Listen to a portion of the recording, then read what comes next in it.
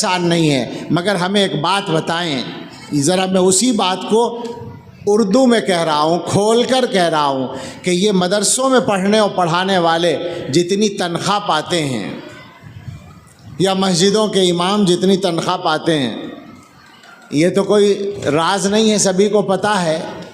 اور میں یہ بھی کہا کرتا ہوں، چھوٹا منہ بڑی بات کہہ سکتے ہیں آپ، لیکن کیا کروں، جب بہت سی باتیں نہ کہی جائیں تو کہنی پڑتی ہیں۔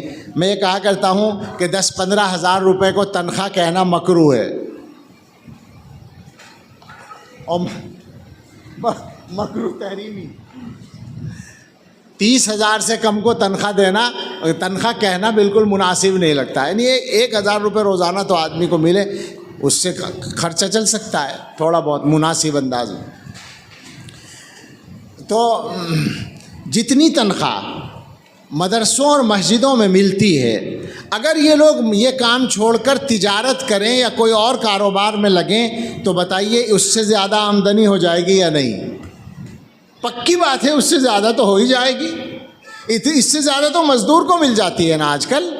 ہمارے یہاں مستری کے ساتھ، یعنی وہ جو تعمیر والا ہے اس کے ساتھ میں جو مزدور لگتا ہے، میرے خیال سے ابھی تک 500 چل رہے ہیں کافی عرصے سے، بعض جگہ 600 ہو گئے ہیں، تو 500 کا مطلب ہوا 15,000۔ اور مدرسوں